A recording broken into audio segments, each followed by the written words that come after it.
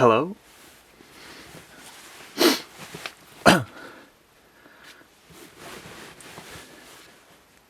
Hello and welcome back to Mellow Miniatures. Today, as you can probably tell by the title, is Squig Day. So happy Squig Day everybody. If you don't know what a squig is, luckily we're going to take some of them in this video, we're going to paint them up and we're going to make them look all nice and good. Okay, in this video we're going to be taking a look at a squig herd, and it's an old squig herd. So let's take a look at the miniatures we're going to be painting up today. Here is miniature number 1, and he's actually not a squig himself. He is a goblin. He's the squig herder. So he's got his big poking stick and his lovely cloak, as the night goblins, as they were then, as they all have. So there's that guy. This unit is made out of 6 models, so there's 1 squig herder and 5 squigs. So I know the tension's killing you, so let's take a look at those squigs. Here we are with the first squig. You can see there he's a resin model. He's just a single piece with the old school slot bases. So you can see here that a squig is just a big ball on legs with a huge fang-filled gob, as they are called. Sometimes they've got extra horns, sometimes they've got extra lumps and bumps and things. This one you can see has a nose ring. He's got a little bandage on the back of him there, and his tail, and some other sort of boils and things like that. So yeah, that is a squig. They've changed slightly since these guys were made. These guys are early 90s, I think, GW models, so they're older than me. Yeah, so there's squig number 1. Squig number 2 here, you can see, is a little more menacing looking. His teeth are a lot bigger. This one has 2 horns, he's slightly taller. No nose ring on this one, just a tiny little nose, tiny eyes. Still a huge feet. And another bandage on this one. And a similar sort of tail thing going on. And a vein going down the back of it there. These models are really well designed. I really like the sculpts. You see this one also has like an open jaw. There's more of his gums showing, which is pretty cool. So that's squig number 2. Squig number 3 has no horns at all. Has his huge mouth and his nose, his tiny little eyes. This one has ears, as you can see. There are even little holes inside the ears. He's a lot more boily than the other ones. You see he's got another vein and a slightly different tail, and he's a lot more active. He's bouncing up and down on those legs, extending that back leg there, and not quite sitting flat with his front leg. So there's squig number 3. Squig number 4 is possibly the most weird one in the collection. He's quite tall. This one has a tongue. He's the only one in the collection to have a tongue. He's a huge nose in comparison to the other ones. Tiny eyes, covered in those veins, and some big feet. He's got his tail all tied up in knots. Yeah, and he's a lot more thin from the side than the other ones are. So there is squig number 4, and last but certainly not least, here is squig number 5. You can see he's more scaly for some reason. He's back to 3 toes. The first 3 had 3 toes, and then the 4th one, for whatever reason, has 5 toes, which I did fail to point out. But he's back with the 3 toes, huge toes. He's got sort of tooth armour, he's got horns all over, back with that sort of bull ring nose, a bigger tail with a little devilly type point on it. This is a lot more reminiscent of the squigs we see today, but still not quite what we'd expect. So we'll take a look at them all as a group once again, and then we'll move on to priming them, I think. So this here is one whole unit of squig herders. You can put these in your army. These are totally legal in the Gloomspite Gits, even though they were designed for the night goblins. I have 3 squig herds, maybe? Yeah, so a box of the modern squig herds will get you 2 squig herds to play. And then I think I bought these guys. Did I buy some more? Maybe I bought some more. I'm not even sure what's in the collection anymore. Anyway, we'll get all these guys primed, and we'll get to painting these squigs on Squig Day. Okay, so we are back with the primed miniatures. It's been a couple of days for me, but hopefully only a couple of seconds for you, otherwise this video is going to be far too long. I'm going to paint the miniatures with my Army Painter base coating brush. It's a wonderful brush. It's serving me very, very well at the moment. And we're going to start with the goblin.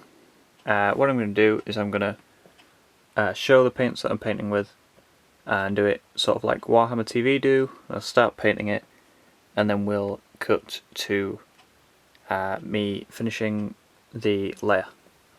So we'll just tighten up the shot a little bit, and we're going to start off with, if I can get it in, a bad and black here for beautiful goblin's robes. So I'll just load up a little on the brush and see if we can, there we are, keep things in focus. So bad and black goes all over the goblin's hood and the rest of the cloak, and also around the edges of the base rim. Some people like to leave this to last. I just do it while the colour's out. So we'll do that and we'll be back with you. Okay, so here we have the goblin's cloak and base rim all done up in black. I might have touched that while it's still wet, so I'm going to have to go back to that, but that's okay. We can have a step for cleanup afterwards. There we are. Moot green is next for the hands, the ears and the face. So just put this down, swap hands, find where I left my paintbrush, there it is. Same paintbrush again. We'll just grab a little bit of paint off the palette. There we are. And I'll just bring my hand in there, and just going straight over his knuckles. So we got this hand, we got this hand, we got his lovely face, his ear. Sorry, I'm painting this in camera at the moment, so it's quite hard. And then there's his other ear there. So I'll come back and show you that when that's all done. Okay, so there is our goblin after the green. It's looking a little like the Wicked Witch of the West from The Wizard of Oz at the moment. So let's make him look more goblin-like. We got next the Xandri Dust boots for the little guy. So I don't think I put any in my palette, so let me just do a quick cut. There we are, a little rookie mistake there. So I'll just grab this, and on his teeny tiny little shoes. Just gonna put a quick layer of Sunderdust on them. I could probably do this in frame, but I'm not gonna. I'm gonna make it easy for myself. So give me a second or two. Here we are. I don't know why I said a second or two. I know it's instant for you guys. It's probably a minute, maybe 2 minutes later for me. Next up we have a favourite of mine, Monfang Brown. That is going on the big spear and on the base. I always base mine, my goblins in brown, because it means I can stick bits on them afterwards, like mushrooms, because goblins love mushrooms. So mushrooms, tufts, bits of grass, bits of rock, whatever, I can add all of them. So this brown is very watery. So yeah, that goes all on there. And then the base, we're going to cover that. It probably wants 2 coats. If you are painting along using this as a tutorial or anything, your Monfang Brown may not need 2 coats. It might, probably not. Right, let me just hop in and get this a little closer. Okay, so hopefully you can now see the character coming to life as much as I can. I don't know why his spear looks a bit bent there. It's not, it's just a grain of wood. Yeah, you can see how thin that Monfang Brown was. I'm going to leave it to dry a little bit. I might leave it on the spear actually, because the spear's textured. It worked kind of like a wash, and it looks nice. But the base needs a second coat. While we wait for that to dry, Runefang Steel is the final white colour, and then we might give this guy some menacing eyes. Maybe. Right. Let's just flip him around. You can also see here that I don't know why that looks white. It is black, I promise. I painted the bag on his back the same colour as his shoes,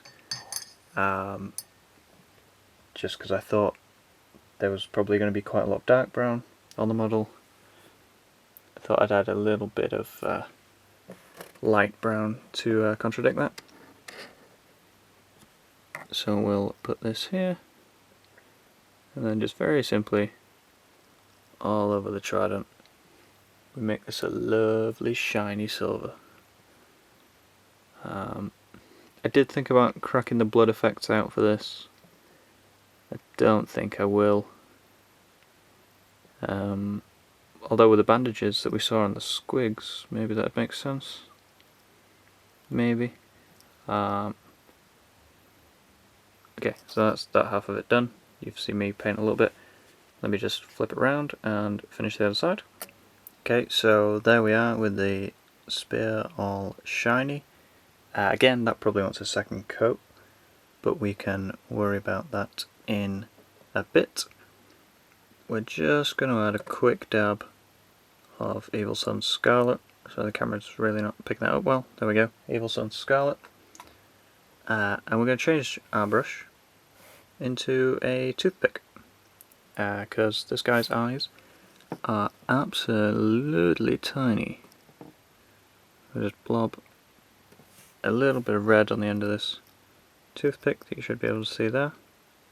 And I am going to move this away just so that I can see his eyes and get this perfectly centered, or as perfectly as possible. So I'll bring him back in just a second. Okay, so you can just about see there, just bring him a little closer. He does have red eyes. It's not the best work.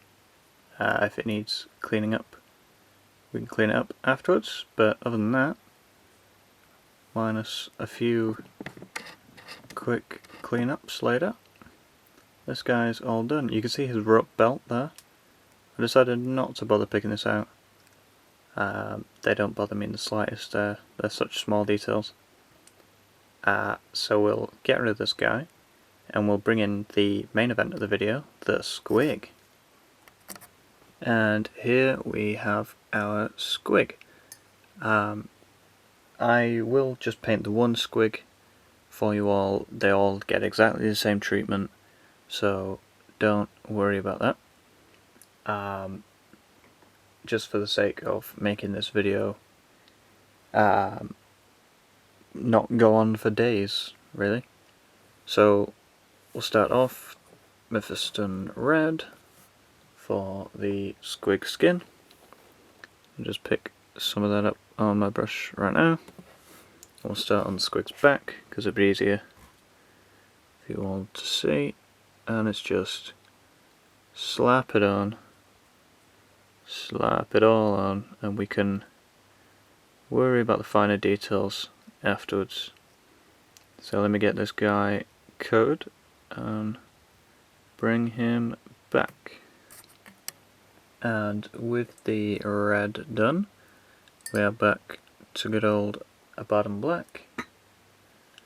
Bottom black again, the base rim, and these squiggy claws.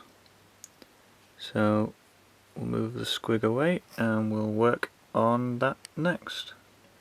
Okay, with the black done, we have a sharp-tooth bone next for his big gnashes.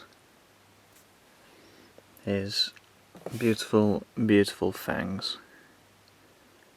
There could have been some more care taken when cleaning up his fangs.